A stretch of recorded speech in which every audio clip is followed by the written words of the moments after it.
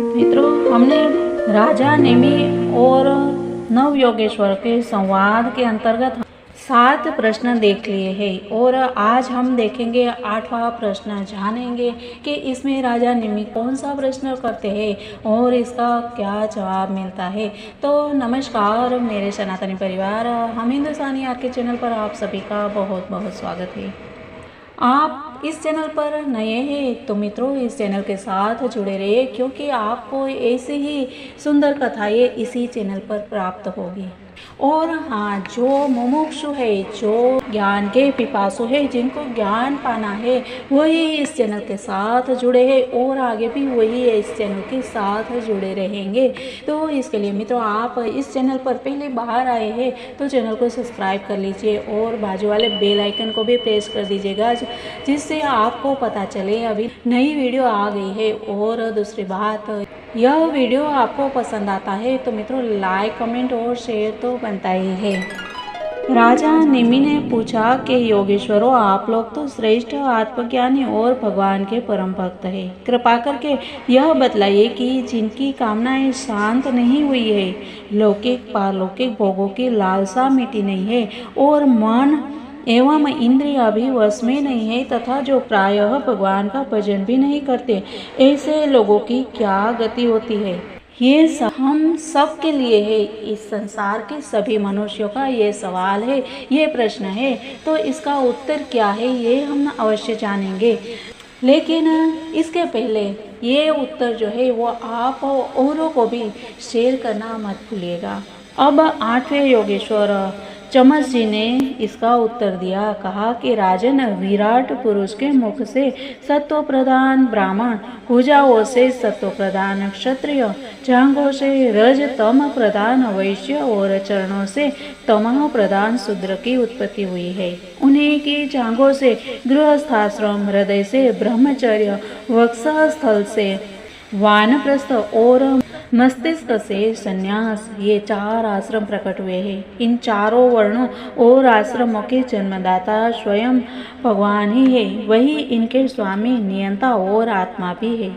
इसीलिए इन वर्ण और आश्रम में रहने वाला जो मनुष्य भगवान का भजन नहीं करता बल्कि उल्टा उनका अनादर करता है, वह अपने स्थान, वर्ण, आश्रम और मनुष्य योनि से भी च्युत हो जाता है, उसका अधपतन हो जाता है। बहुत स्त्रियां और शूद्र आदि भगवान की कथा और उनके नाम कीर्तन आदि से कुछ दूर पड़ गए हैं। वे आप जैसे भगवत भक्तों की दया के पात्र हैं। आप लोग उन्हें कथा कीर्तन की सुविधा देकर उनका उद्धार करें। ब्राह्मण, क्षत्रिय और वैश्य जन्म से, वेदाध्ययन से तथा यज्ञोपवीत आदि संस्कारों से भगवान के चरणों के निकट तक पहुंच चुके हैं। फिर भी वे वेदों का असली तात्पर्य न समझकर अर्थवाद में लगकर मोहित हो जाते हैं। उन्हें कर्म का रहस्य मालूम नहीं है। मूर्ख होने पर भी वे अपने को पंडित मानते हैं और अभिमान में अकड़े रहते हैं। वे मीठी मीठी बातों में ही उलझे रहते हैं और केवल वस्तु शून्य शब्द माधुरी के मुंह में पड़कर चटकीली भड़कीली बातें कहा करते हैं। रजोगुण की अधिकता के कारण उनके संकल्प बड़े घोर होते हैं। कामनाओं की तो सीमा ही नहीं रहती। उनका क्रोध भी ऐसा होता है जैसे सांप का। बनावट और घमंड से उन्हें प्रेम होता है। वे पापी लोग भगवान के प्यारे भक्तों की हंसी उड़ाया करते हैं।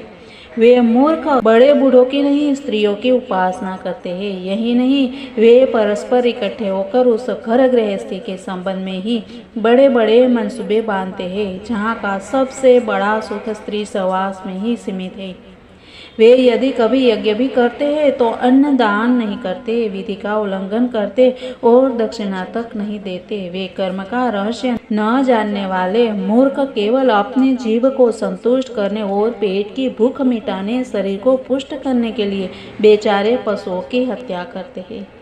धन, वैभव, कुलीनता, विद्या, दान, सौंदर्य, बल और कर्म आदि के घमंड से अंधे हो जाते हैं तथा वे दुष्ट उन भगवत प्रेमी संतों तथा ईश्वर का भी अपमान करते रहते हैं। है ना मित्रों, हम सभी की ये बात, क्योंकि आज समाज में हर तरफ यही विचार वाले लोग हमको मिलेंगे और इसी वजह से इस कलयुग में अधर्म का बढ़ावा होता है और धर्म लुप्त होता जा रहा है। तो इसीलिए क्यों ना ऐसी सुंदर बातों को शेयर किया जाए। मित्रों, चापलूसी की बातें, प्रपंचों की बातें तो बहुत हमने देख ली और बहुत हमने शेयर कर ली। अभी वक्त आ गया है हमें सही रास्ते पे चलने का।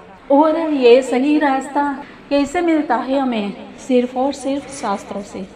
शास्त्र ही हमें सही रास्ता दिखाता है। और हम यहाँ तक कहेंगे कि हमें संतों की राह, हमें धर्म की राह भी ये शास्त्र ही दिखाता है।